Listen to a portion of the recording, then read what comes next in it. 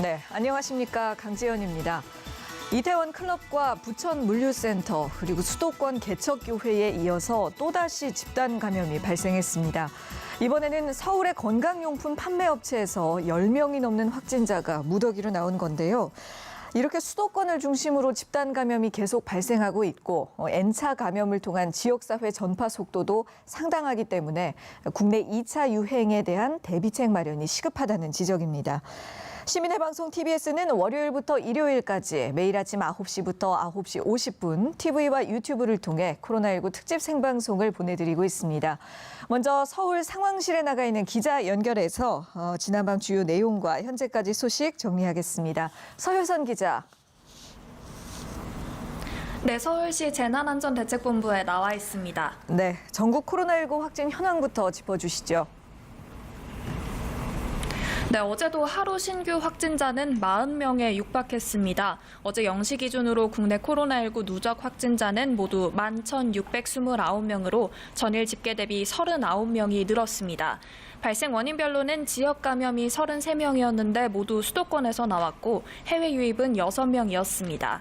신규 확진자 39명을 지역별로 보면 경기 15명, 서울 14명, 인천 7명 등 수도권에서만 36명이 나왔고 경북에서는 1명이 추가됐습니다. 검역 과정에서는 2명이 확인됐습니다. 사망자는 어제 추가로 집계 때 발생하지 않아서 전날 집계와 동일하게 273명을 유지했고 평균 치명률 2.35%를 보이고 있습니다. 하지만 연령대별로 보면 고령일수록 치명률이 크게 높아지고 있는데요.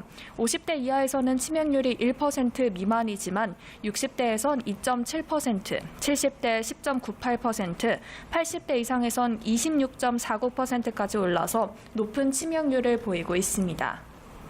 예, 지금 설명해 주신 것처럼 고령일수록 치명률이 높아지는 고위험군인 만큼 경계가 더 필요한데요. 그런데 서울에서는 건강용품 방문 판매업체와 관련해서 고령 위주의 확진자가 며칠 동안 10여 명이나 나왔다고요. 네, 그렇습니다. 어르신들을 상대로 건강용품을 판매하는 리치웨이와 관련해서 지금까지 최소 13명의 확진자가 확인됐습니다. 지난 2일 서울 관악구 소재 리치웨이 홍보관에서 판매 활동을 하는 70대 직원인 959 43번 환자가 확진 판정을 받은 이후에 홍보관 근무자와 방문자를 중심으로 확진자가 계속 나오고 있습니다. 지금까지 확진자를 지역별로 보면 서울에서 9명, 경기도 안산에서 2명, 수원과 안양에서 각각 1명의 확진자가 집계됐습니다. 해당 업체는 또 지난달 23일과 30일에는 판매하는 물건에 대한 안내와 레크리에이션 활동을 병행하는 판매 교육과 세미나를 개최한 걸로 확인됐습니다. 서울시는 세미나 참석자들의 명부는 모두 파악됐고 대부분 나이가 많은 어르신들이라고 설명했습니다. 또 최초 감염 경로는 아직 조사 중이라면서 업체 직원과 방문자 등 199명에 대해서 검사를 진행하고 있다고 설명했습니다. 네, 그렇군요. 이 리치웨이뿐만 아니라 서울에서는 수도권 개척교회라든가 또 삼성화재 관련 확진자들도 계속해서 나오고 있거든요. 서울시 상황 좀 더 자세하게 살펴보죠. 네, 어제 저녁 6시까지 확인된 서울의 확진자는 이제 921명입니다. 발생 원인별로 보면 앞서 말씀드린 관악구 소재 건강용품 방문 판매업체 리치웨이 관련 확진자가 서울에서만 9명이 확인됐고요. 수도권 개척교회 관련은 20명, 부천시 쿠팡 물류센터 관련은 21명, 삼성화재 관련은 3명이 확인됐습니다. 이 삼성화재 관련 상황 조금 더 자세히 살펴보면요. 지난 2일 확진 판정을 받은 강서구 52번 확진자가 강남구 역삼동에 위치한 삼성화재 논현지점에서 근무했던 것으로 파악되면서 해당 건물이 앞서 폐쇄됐습니다. 최초 확진자가 발생한 이틀 뒤인 어제는 이 삼성화재 직원 2명이 추가로 확진 판정을 받은 건데요. 강남구는 확진자와 같은 층에서 근무한 직원을 포함해서 다른 층에서 근무하는 직원까지 전 직원을 대상으로 전수검사를 실시했는데 이 중 121명이 음성 판정을 받았고 아직 85명은 검사 결과를 기다리고 있다고 설명했습니다. 강남구는 또 관내 콜센터나 보험사 영업점 등 밀폐된 곳이나 밀집 시설 근무자를 대상으로는 무작위 샘플링 테스트를 실시하겠다고 밝혔습니다. 네, 마지막으로 서울시 경제지원책 살펴보겠습니다. 서울시의 소규모 도시제조업 긴급자금이 오늘부터 신청을 받는다고요? 네, 그렇습니다. 코로나19로 위기 상황에 처한 제조업체 노동자들을 위한 서울시 소규모 도시제조업 긴급자금이 오늘 오전 9시부터 조금 전부터 신청을 받기 시작했습니다. 서울시 소규모 도시제조업 긴급자금 지원은 코로나19 확산으로 매출 감소 등 피해를 입은 서울 소재 50인 미만 제조업체에 대해서 사업체당 최대 3천만 원의 사업비를 긴급으로 지급하는 제도입니다. 서울시는 1,500개 업체가 지원받을 걸로 예상했는데 선정된 기업은 3개월간 종사자 고용을 유지해야 합니다. 접수는 서울제조업 긴급사업비 홈페이지를 통해서 온라인으로 진행합니다. 업종에 따라서 의료봉제 수제화는 오늘부터 19일까지, 인쇄는 10일부터 24일까지, 기계금속은 15일부터 29일까지 신청을 받습니다. 원활한 접수를 돕기 위해 운영되는 도시제조업 긴급자금 접수지원센터는 해당 업종 접수 기간 중 평일 오전 9시부터 저녁 6시까지 운영이 될 예정인데요. 의료봉제 수제화는 동대문 패션비즈센터 1층에, 인쇄업종은 서울인쇄센터 2층에, 기계금속업종은 영등포구청 본관에 있는 지하 상황실에 방문하면 됩니다. 신청 서류를 비롯한 기타 자세한 내용은 서울시 홈페이지를 참고하시면 됩니다. 지금까지 서울시 재난안전대책본부에서 TBS 서유선입니다. 네, 서유선 기자 수고하셨습니다. 계속해서 코로나19 관련 소식들 취재기자와 더 자세하게 짚어보겠습니다. TBS 보도본부의 임현철 기자와 함께합니다. 어서 오십시오. 예, 먼저 추가 확진자 규모부터 살펴보겠습니다. 약간 줄기는 했습니다만 수도권 중심으로 확산세가 계속되고 있습니다. 네, 어제 발표 기준이죠. 신규 확진자가 모두 39명이 나왔습니다. 이 지역 발생 33명은 모두 수도권에서 발생했는데요. 이 인천 개척교회, 부천 물류센터와 같은 이런 소규모 집단 감염이 이 주변으로 점점 확산되는 모양새입니다. 이 가운데 좀 더 문제가 되는 것은 이 확진자 가운데 감염 경로를 알 수 없는 사례도 증가하고 있다는 겁니다. 예, 맞습니다. 예, 감염 경로를 알 수 없는 사례 굉장히 우려가 되는 대목인데요. 그리고 말씀하신 대로 종교 모임이라든가 물류센터에 이어서 또 이번에는 어르신들을 상대로 하는 방문 판매 건강용품 업체에서도 확진자가 여러 명 나왔잖아요. 네, 그렇습니다. 이 서울 관악구에 있는 이 방문 판매 건강용품 판매 업체입니다. 이곳에서 이 판매 활동을 하던 70대 남성이 지난 2일이죠.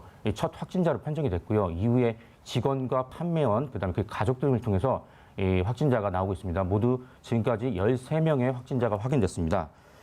지금 서울시는 한 200명 가량에 대해서 이곳을 방문했던 참여자, 방문자라든지 직원 등 200명 가량에 대해서 격리 조치와 함께 진단 검사를 진행하고 있습니다. 네. 관계자의 말 들어보시죠. 해당 업체는 5월 23일과 30일에 판매 교육 및 세미나를 개최한 것으로 확인됐으며 최초 감염 경로는 조사 중에 있습니다.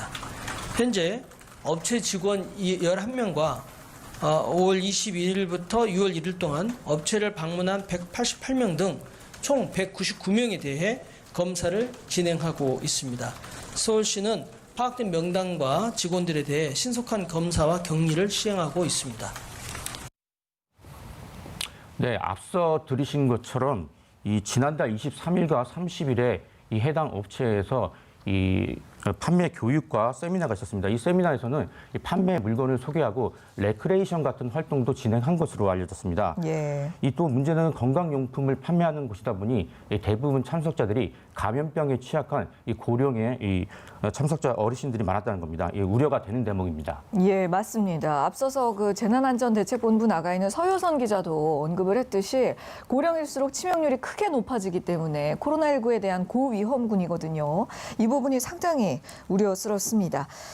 한편 또 다른 소규모 집단 감염이죠. 인천의 개척교회발 코로나19 확진자가 이제 60명을 훨씬 넘어섰어요. 네, 그렇습니다. 이 수도권 개척교회 관련 확진자가 66명까지 늘어났습니다. 인천 연수구에서는 50대 여성 신도와 또 그의 딸이 잇따라 확진 판정을 받았습니다.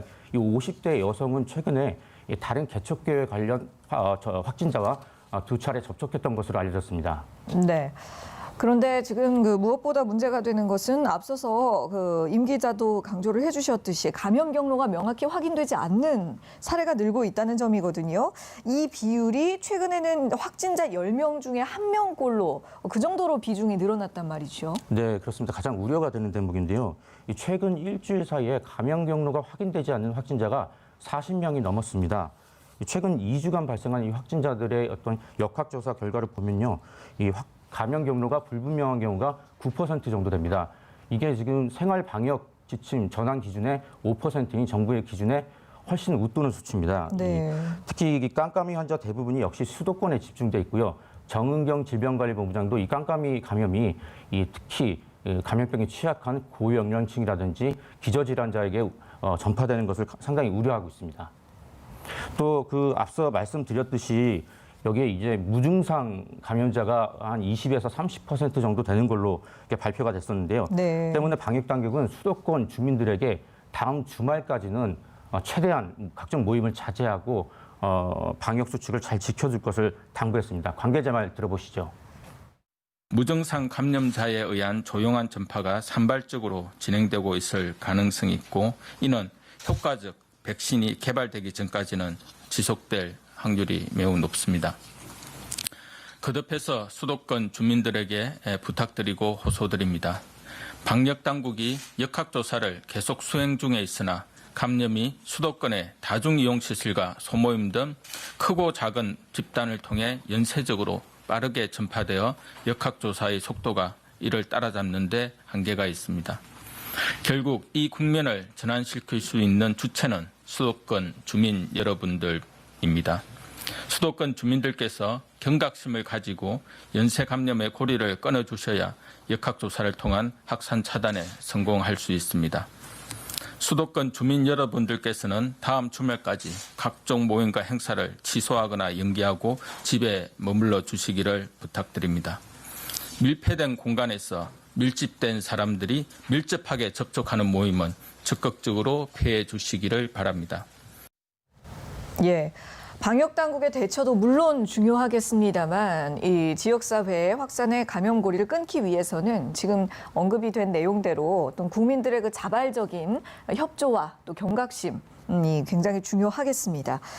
이렇게 수도권을 중심으로 확진자가 산발적으로 나오게 되면서 방역 당국이 또 만일의 상황에 대비한 모의 훈련도 오늘 진행을 한다면서요. 네, 그렇습니다. 방역 당국이 수도권의 확진자가 급증하는 상황을 대비해서 네. 이 모의 훈련을 오늘 진행합니다.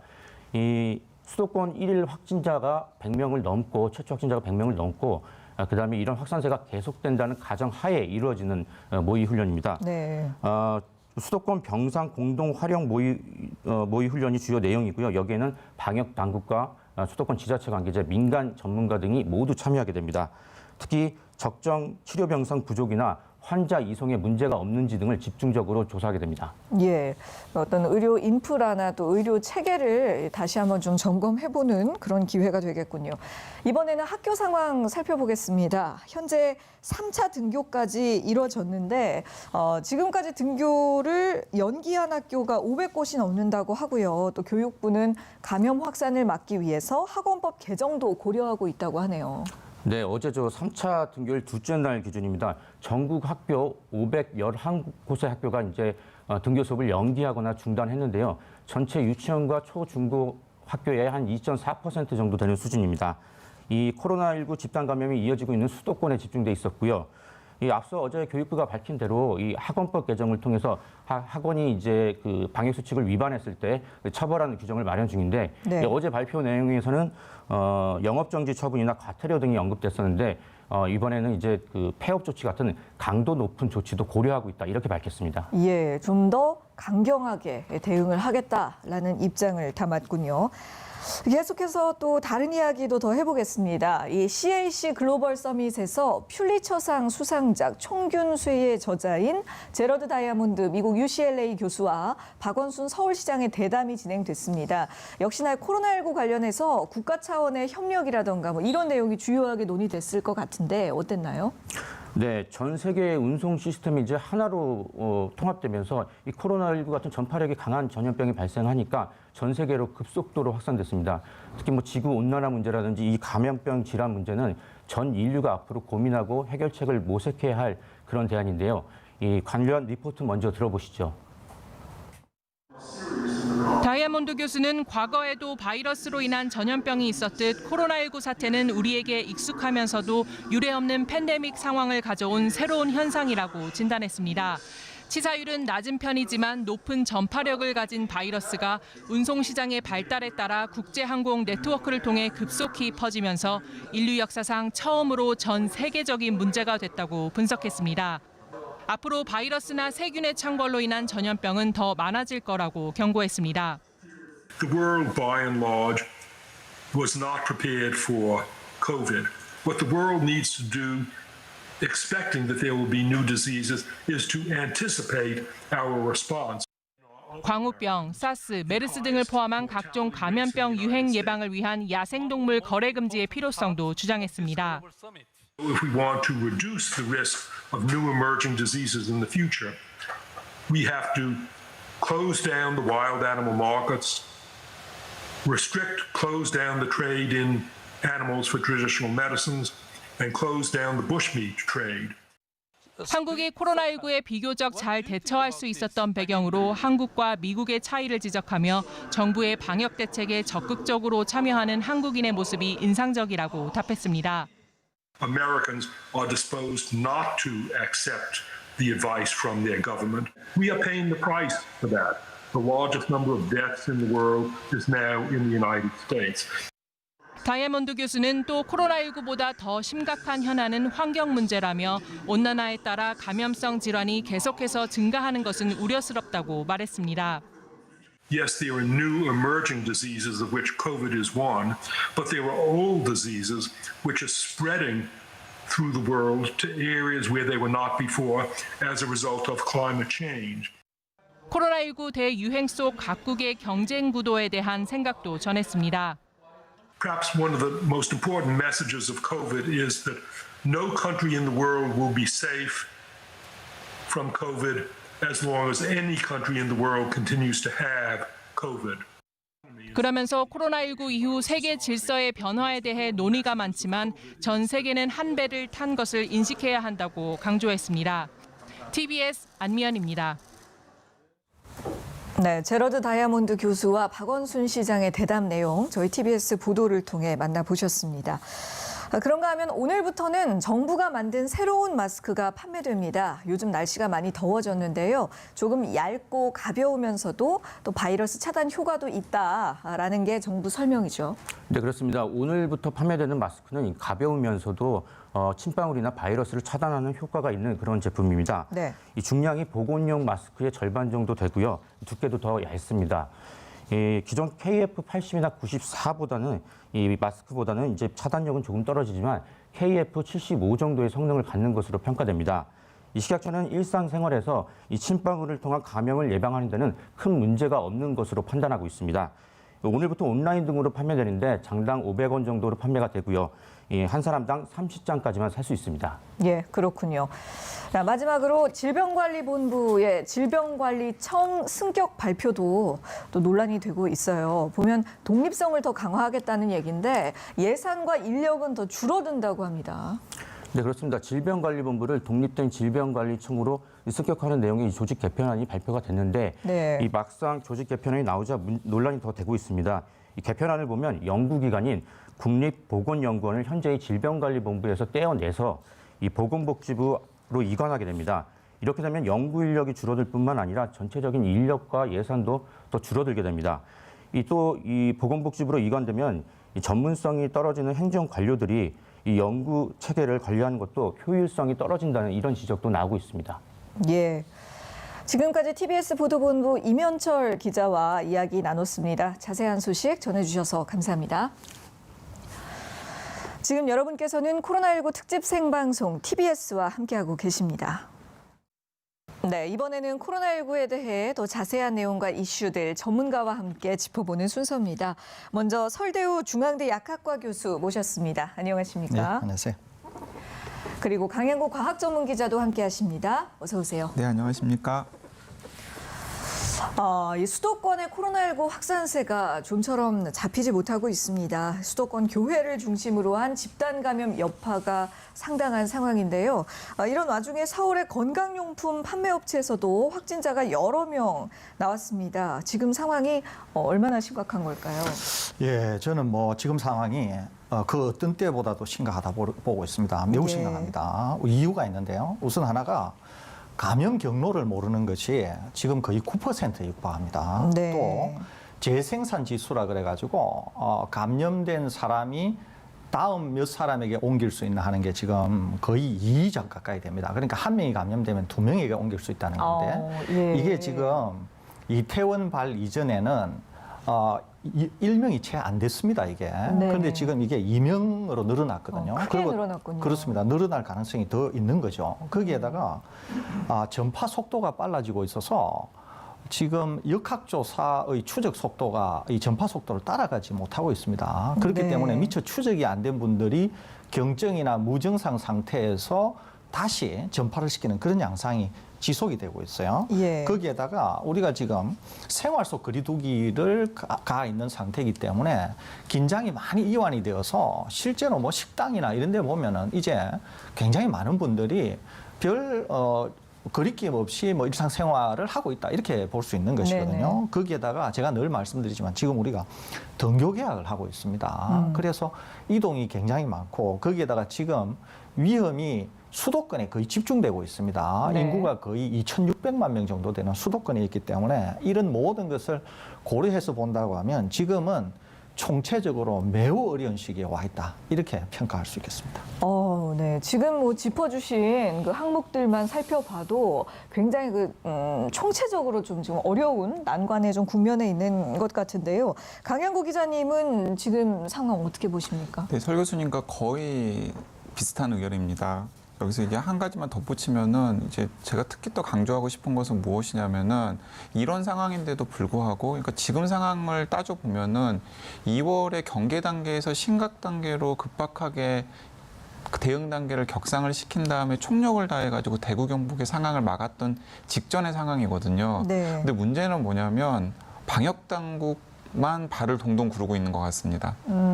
네, 그러니까 정부도 지금 상황이 이렇게 심각한지 정확하게 인지를 못하고 있는 것 같고요. 예. 그리고 설 교수님께서 잠깐 지적하셨습니다만 5월 초에 사회적 거리두기에서 생활 속 거리두기로 전환을 하면서 네. 지금 방역 당국에서는 계속 수도권의 상황이 위험하기 때문에 강도 높은 사회적 거리두기를 해야 된다라고 이야기를 하고 있는데 네. 근데 시민들은 거기에 대해서 전혀 동요하지 않고 있는 모습이거든요. 그러니까 이 말은 무슨 말이냐면은 지금 상황은 굉장히 심각한데 많은 시민들이 상황의 심각성을 제대로 인지하지 못하고 있는 상황입니다. 네. 그리고 제가 최근에 이제 뉴스들을 살펴보면은 그 각 공중파 방송사의 메인 뉴스에서 지금 상황이 지금 코로나와 관련된 경각심을 좀 북돋우기 위해서 굉장히 강도 높게 브리핑을 해야 되는 상황인데 네. 밀리고 있어요.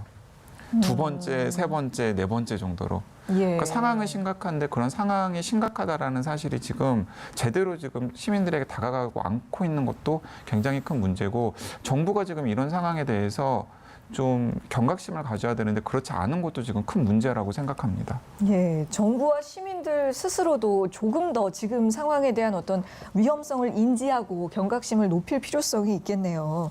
특히나 수도권에서 계속해서 이렇게 집단 감염이 발생하고 있기 때문에 정말 걱정이 큽니다. 특히 이번에 무더기로 확진자가 나온 건강용품 판매 업체의 경우를 보면 그동안 여러 차례 세미나를 열었다고 해요. 그런데 참석자 대부분이 고위험군인 노인들로 알려져 있기 때문에 지금 더 우려가 큰데요. 예, 지금 이제 건강용품 업체만 아닙니다. 이게 지금 제가 네. 조금 전에 말씀드린 것처럼 지금 뭐 이게 태풍이 곧 몰려올 가능성이 있어요. 하나 볼까요? 교회 있죠. 네. 그다음에 학원이 있습니다. 또 콜센터 있죠. 또 강남에 보험 설계사도 있었습니다. 또 예. 건강용품 업체도 있었고요. 무슨 말이냐면은 지역 사회 내에 깜깜이 전파, 조용한 전파, 우리가 추적하지 못한 전파가 상당히 광범위하게 퍼져 있다는 얘기고요. 네.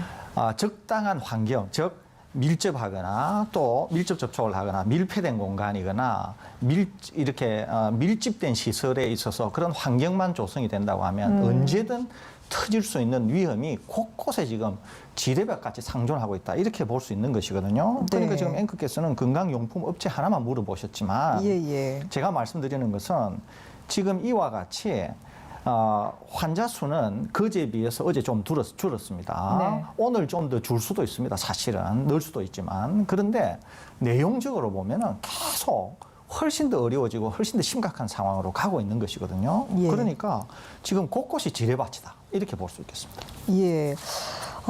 그러니까 그동안 수도권 내에 여러 곳들에서 소규모 집단 감염이 산발적으로 발생을 해왔습니다만 이제 이번에 터지게 된 건강용품 업체 같은 경우도 그 중에 하나 일환이었을 뿐이지 지금 이번 사건만이 중요한 것이 아니라 그 이면을 보면 어떤 환경만 조성되었을 경우 환경만 조성이 된다면 그 지역사회 연쇄 감염의 고리가 어디서든 활성화가 될 수 있다. 이런 얘기를 해 주시는 거죠. 그렇습니다. 네, 예. 그리고 조금만 덧붙이면은 네네. 근데 이번에 이 방금 언급하신 건강용품 업체 같은 경우에는 이제 이런 문제는 있을 것 같습니다.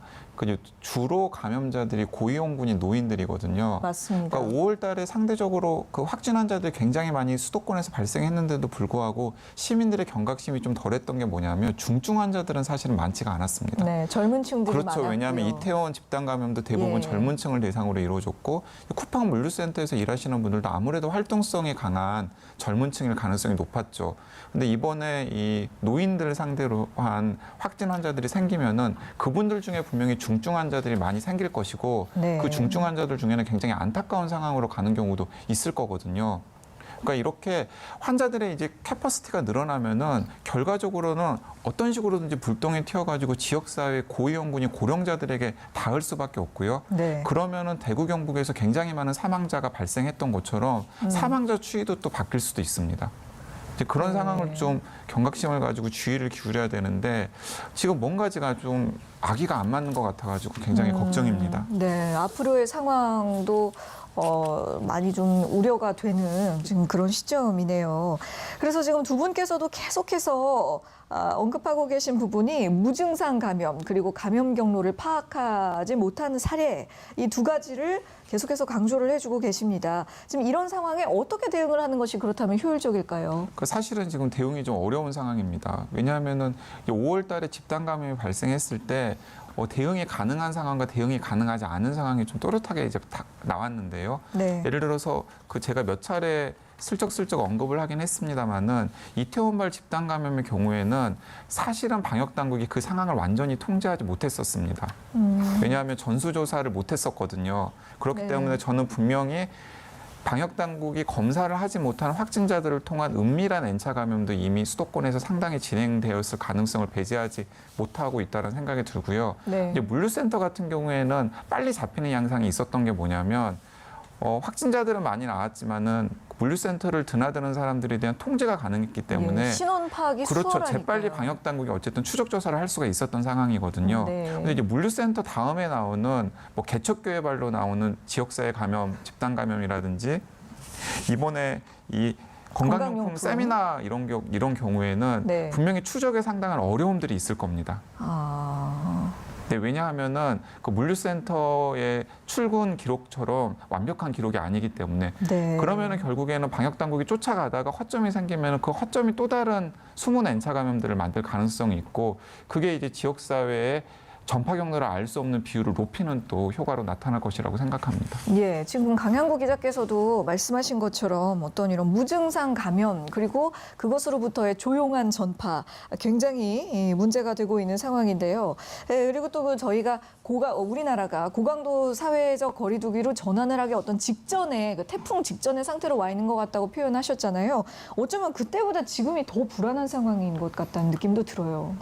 그렇습니다. 그때만큼이나 또는 그때 정도로 아주 위험하다 이렇게 볼 수 있습니다. 그것은 네. 이제 말씀드린 것처럼 지금 수도권에 계속 위험이 축적이 되고 있고요. 또 네. 하나는 지금 거의 뭐 460만 명이 되는 아이들이 일단 등교 개학을 했습니다. 예, 예. 이동이 많다고 하는 것은 바이러스 입장으로 봐서는 상당한 먹이가 곳곳에 존재한다. 이렇게 볼 수 있는 것이거든요. 네. 그렇기 때문에 우리가 예전에 고강도 사회적 거리두기를 했을 때 확진자 수를 급격히 떨어뜨릴 수 있고 바이러스 양을 급격히 떨어뜨릴 수가 있었거든요. 네네. 그러니까 지금은 이제 그런 상황이 안 되는 거죠. 거기에다가 곳곳에서 감염 경로를 모르는 것들이 이제 머리를 내밀고 있고 거기다가 이제 무증상 감염이 많다는 거 아닙니까? 거기다가 계속 당국은 이제 다음 주말 또는 2주 후가 이제 고비일 거다 이렇게 얘기하는데 네. 제가 방송에서 자주 얘기하는데 2주를 들어본 게 우리가 몇 번입니까? 그죠? 다음 네. 주말이 고비일 거라고 하는 거를 수도 없이 들었거든요. 그렇습니다. 그러면 또 우리가 물을 수 있는 게 뭐냐면은 다음 주말까지만 고비일까요? 그렇지 않다는 거죠, 이게. 왜 그러냐면 이미 깜깜이 전파가 지역 사회에 많이 퍼져 있다는 거죠. 많이 퍼져 있다 그래서 1%, 2% 이렇게 많은 사람이 감염되어 있다는 게 아니라 광범위하게 퍼져 있다는 거예요. 네. 그러니까 뭐 경기도면 경기도에도 0.몇 %의 감염자인데 많이 퍼져 있다는 거예요. 그래서 환경만 조성이 되면은 단 한 사람이라고 하더라도 몇십 명을 감염을 시킬 수가 있는 것이거든요. 네. 지금 이런 상황이 수도권 전체에 퍼져 있기 때문에 정말 지금은 주의를 해야 되는데 우리 아까 강 기자님 말씀하신 것처럼 메이저 언론에서 심각하게 받아들이지 않고 방역 당국만 발을 동동 구르고 있지만은 국민이라든지 그 이외의 정부기관이나 이런 데서는 뭐 경제 쪽으로 무게 중심이 옮겨가다 보니까 굉장히 지금 경각심이 느슨한 측면이 있거든요. 그렇기 때문에 어딘가에서 폭발적으로 환자가 나타날 그런 위험성이 계속 축적이 되고 있습니다. 그래서 뇌관이 터지게 될 경우에는 정말 걷잡을 수 없는 상황의 직전에 우리가 내몰려 있다. 이런 심각한 상황을 우리가 좀 인식해야 되지 않을까 그렇게 생각이 됩니다. 예, 언제 어디서든 연쇄 감염의 뇌관이 터져나올 수 있다는 상황이라는 사실을 정부와 우리 국민들도 조금 더 경각심을 갖고 인지를 했으면 좋겠는데요. 그래서 이런 그 깜깜이 전파의 근원이 되는 조용한 전파자를 찾기 위해서는 그 집단 감염의 우려가 있는 고위험 시설을 대상으로 좀 선제적으로 정기적인 점검과 관리를 해야 할 필요성이 있지 않을까요? 네, 해야 할 필요성이 있습니다. 특히 고위험군이 있는 곳들, 그러니까 코로나19 바이러스에 감염이 되면 심각한 상태로 악화될 수 있는 분들이 많이 모여 있는 밀집 시설들을 중심으로 해서 선제적인 관리가 좀 필요할 것 같은데요. 네. 근데 지금까지 말하면서 이제 몇 가지 중요한 포인트들이 나왔는데 방금 설 교수님께서 축적이라는 표현을 썼거든요. 네. 그러니까 저도 지금이 어쩌면은 수도권에서 대량 감염 사태가 일어나는 상황을 예고하는 축적의 시간일 수도 있다. 그러니까 질병관리본부를 포함한 방역 당국에서는 지금 어쨌든 계속해서 지금 찾고 있는데 사실은 환자가 생기는 속도를 그 찾고 있는 속도가 지금 따라가지 못하고 있는 상황이거든요. 네네. 그러면 분명히 방역 당국이 놓치는 분들이 많이 있을 테고 그 놓치는 분들이 왜 무섭냐면은 재생산 지수가 2라는 소리는 무엇이냐면 기하급수거든요. 기하급수적으로 네, 늘어나는 한 명이 2명이 되고 2명이 4명이 되고 그렇죠. 4명이 8명이 되고 8명이 16명이 되고 16명이 32명이 되고 이런 식으로 예. 늘어나는 상황을 이야기하는 것입니다. 네네. 그게 굉장히 무섭게 전파가 될 수 있는 것이고 그런 게 하나 둘씩 쌓이면은 결국에는 빵 하고 터질 수밖에 없거든요. 근데 지금 이미 뭔가 수습을 하기에는 약간 늦지 않았나 하는 생각도 들어서 좀 네. 조마조마한 마음이 있습니다. 예, 지금 두 분께서 계속 말씀해 주시는 대로 무증상 전파자 어떤 그 깜깜이 전염의 근원이 될 수 있는 어떤 그런 위험 요소들이 수도권 곳곳에 이미 산발적으로 산적해 있을 수 있는 가능성이 높습니다. 그렇기 때문에 나 스스로도 본인도 언제든지 무증상 전파자가 될 수 있다라는 정도의 경각심을 가지셔야 할 것 같아요. 그래서 기본적인 개인 방역 수칙을 지키는 것이 어느 때보다 중요한 시점이기도 하고요. 뭐 손 씻기라던가 마스크 쓰기, 또 뭐 거리 유지하기 이런 기본적인 방역 수칙들은 당연히 지켜야 할 부분이고 또 그 밖의 일상 속에서 주의해야 할 부분들은 어떤 것들이 있겠습니까? 제일 중요한 건 이거예요.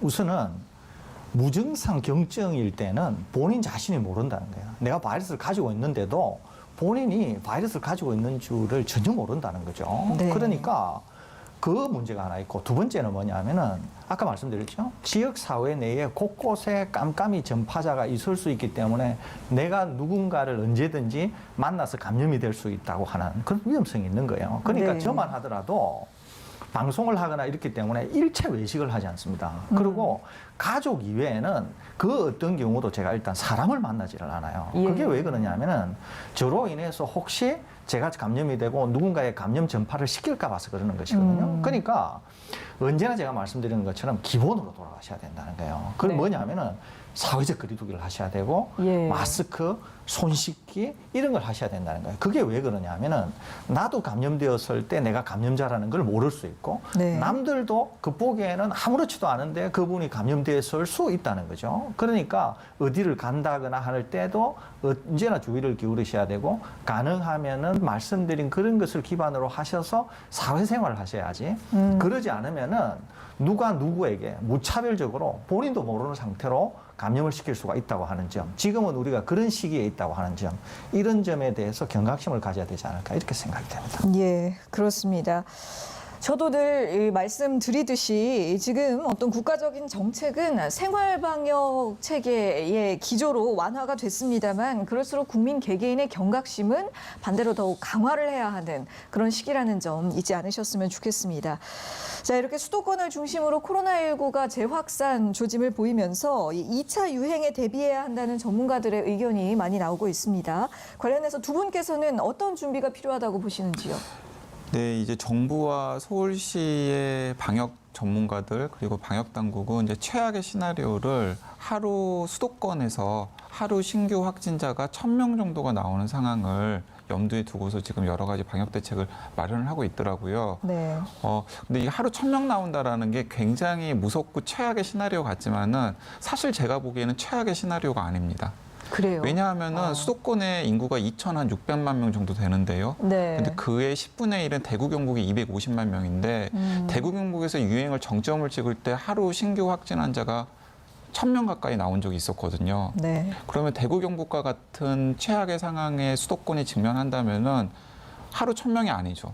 하루 1,000명보다 훨씬 더 많은 확진 환자가 나올 수 있고 그런 상황이 되면은 아마 검사를 환자가 발생하는 걸 따라가지 못하는 상황이 될 겁니다. 그러니까 이건 최악의 시나리오가 아니에요. 그런데 지금 방역의 캐퍼시티를 염두에 뒀을 때 하루 1,000명 정도면은 어떻게든 해보겠다라는 그 취지에서 하루 1,000명 정도 나오는 걸 이제 최악의 상황으로 놓고서 지금 여러 가지 방역 대책을 하고 있거든요. 예. 근데 그런 상황이 오지 않도록 막아야지 그런 상황이 오면은 사실은 지금 서울과 수도권의 보건의료 역량으로 그런 대량 감염 사태가 대구 경북과 같은 대량 감염 사태가 났을 때 사실은 막기가 어렵습니다. 예, 감당이 안 되는 감당이 사태가 안 됩니다. 온다는 거죠. 네네.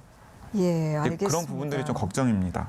네, 교수님께서는 어떻게 생각하세요? 예, 이제 많은 분들이 이제 2차 유행을 뭐 겨울이나 가을 이렇게 말씀하시는데 저는 뭐 예전에 한번 말씀드렸다시피 그렇게 시기를 특정하지 않습니다. 그게 뭐냐면은 이제 바이러스가 온도 변화에 민감하다 이런 특징을 보이지 않기 때문에 저는 오히려 계속 뭐라고 얘기를 했냐면은 시기를 특정할 수 있는 게 아니라 환경만 조성이 되면은 언제든지 2차 유행은 올 수 있다. 이게 제 기본 입장이라고 말씀을 드렸는데 네. 지금은 그러니까 상당히 위험한 시기를 지나고 있다 이렇게 볼 수 있는 거죠. 또 네네. 하나는 우리가 이제 대구 경북 지역에서의 경험이 있기 때문에 대구 경북 지역에서처럼 아무 방비 없이 폭발적으로 늘어나는 상황이 있기는 좀 어려울 것 같아요. 기본적으로는. 네. 그럼에도 불구하고 저는 이제 어떤 준비를 해야 된다고 생각하느냐 하면은 의료 체계를 확실히 준비해야 된다. 이런 생각은 갖고 있습니다. 의료 체계. 그렇습니다. 예. 왜 그러냐면은 이 바이러스는 중증 질환이 아닌 경우에는 비교적 완치가 잘 됩니다. 네. 그러니까 오히려 중증 질환자들을 어떻게 관리할 건가라고 하는 거하고 경증 관리자들은 우리가 생활치료센터 같은 걸로 하면은 충분히 관리가 가능하거든요. 그래서 이렇게 이원화된 그런 상황에서 그리고 환자가 만에 하나라도 폭발적으로 늘어났을 때 의료 체계를 어떻게 가동해서 고위험군들을 빨리 치료에 돌입하고 진단 검사를 빨리 해서 희생을 줄일 수 있는가라고 하는 데에 대한 그런 의료 체계가 정비가 잘 되어 있어야 네. 혼란을 막을 수도 있고 오히려 경증 환자들도 중증으로 빠지지 않으면서 관리가 가능하지. 의료 체계가 무너지게 되면은 중증, 경증에 관계없이 많은 희생자를 낼 수 있거든요. 예. 그런 점에서 의료 체계가 잘 준비가 되어 있어야 되지 않을까 이렇게 생각합니다. 예, 지금부터라도 이 수도권의 의료 인력이나 병상 같은 그 의료 체계를 좀 다시금 점검하고 또 보완하는 그런 노력이 수반돼야겠습니다. 이 2차 유행 대비와 관련해서 또 한 가지 들여다볼 만한 이슈가 있는데요. 바로 질병관리본부를 질병관리청으로 승격하는 문제입니다. 지금 이 문제 때문에 논란이 좀 있는데 특히 감염병 연구기관인 보건연구원이 질병관리본부 산하에서 보건복지부 소관으로 이관되는 그 대목에서 좀 비판을 받고 있거든요. 이게 어떤 문제가 있는 건지요? 엄청난 문제가 있죠. 이거는 너무 문제가 많아서 제가 조목조목 좀 말씀을 드리려고 하는데 우선 하나는 저는 명칭부터 바꿔야 된다는 생각을 갖고 있습니다. 명칭 뭐냐면은 질병관리라고 하는 게 좀 뭔가 벌어지고 나서 관리한다고 하는 선제적인 의미와는 거리가 있습니다. 그런데 지금 우리가 선제적으로 대응해야 된다고 하는 측면에서 저는 질병통제라고 하는 말을 써야 된다고 보는 거예요. 그러니까 질병통제청이 되든 그 뭐 단계가 되든 질병통제가 돼야 된다는 거예요. 첫째 하나는. 통제라는 단어에 방점을 그렇습니다. 주신다. 두 번째는 지금 청이 되면서 인사권이나 뭐 이런 것들이 독립된다 그러는데 전혀 그렇지 않습니다. 제가 볼 때는 처가 돼야 돼요. 처.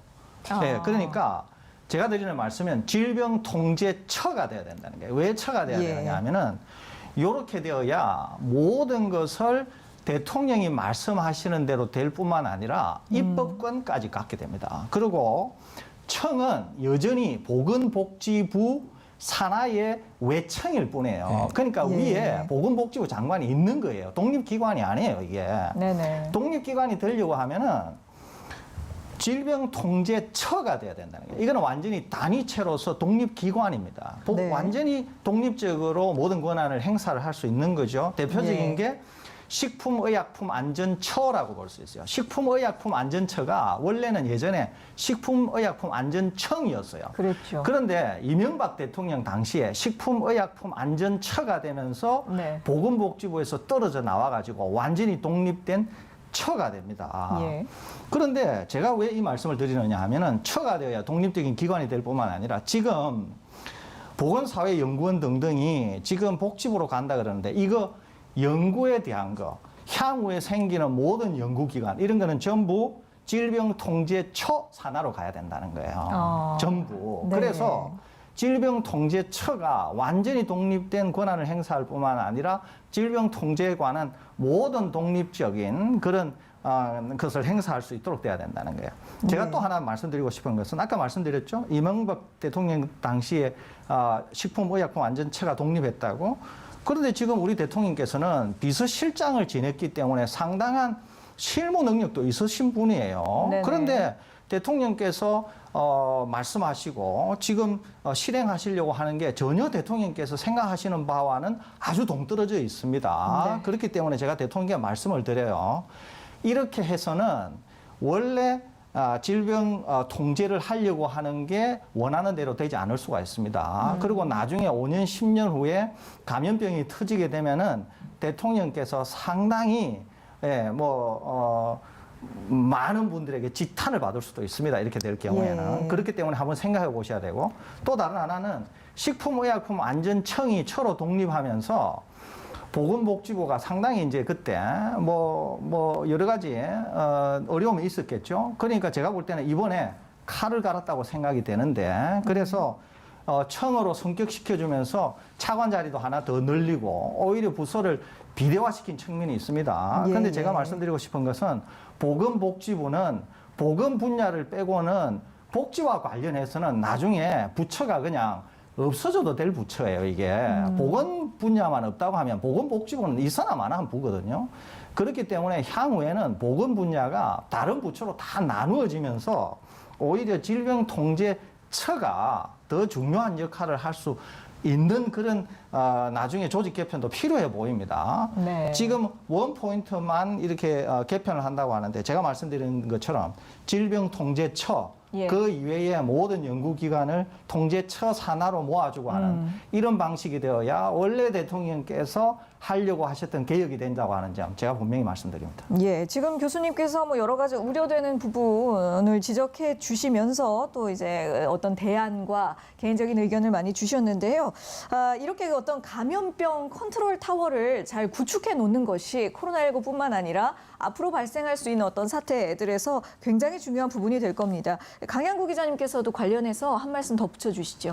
네, 설 교수님이랑 거의 비슷한 의견인데요. 저는 이제 궁극적으로는 이제 보건복지부의 보건기능과 복지기능이 떨어져야 된다라고 생각합니다. 예. 왜냐하면 복지기능도 굉장히 중요한 역할이 있고 또 보건 분야도 중요한 역할이 있는데 사실은 상호 융합이 잘 안 되고 있는 측면이 있거든요. 그렇기 때문에 궁극적으로는 보건과 복지가 떨어져야 되고 그리고 설 교수님께서 제안하신 질병통제처와 이 보건부의 기능이 상당 부분 유사하다면은 그 두 개가 이렇게 합쳐지거나 혹은 시너지 효과를 낼 수 있는 조직 개편 같은 것이 중장기적으로는 필요하다라는 생각이 들고요. 예. 근데 이제 그런 중장기적인 로드맵 없이 질병관리청만 이렇게 딱 분립을 시킨다라는 게 과연 생각하는 것처럼 감염병 컨트롤이 잘 될 것인지에 대해서 약간 회의를 가지고 있고요. 예. 그리고 이번에 많이 부각이 되지 않고 있습니다만 한 가지 또 문제가 되는 게 뭐냐면 지금 감염병 유행과 같은 긴급 사태가 생기면 그 상황을 가장 잘 알고 통제할 수 있는 사람은 사실은 이번에도 확인했듯이 질병관리본부장이거든요. 그렇죠. 근데 질병관리본부장인데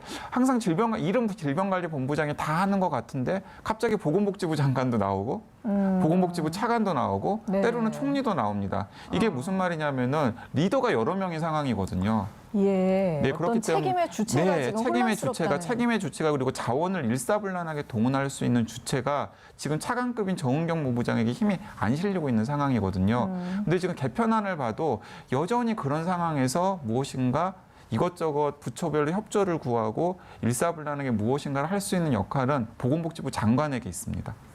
네. 그러니까 똑같은 상황들이 반복될 가능성이 충분히 있기 때문에 네. 제가 생각하기엔 이런 부분에 대해서도 앞으로 국회 입법 과정에서 좀 많은 보완이 있어야 된다고 생각합니다.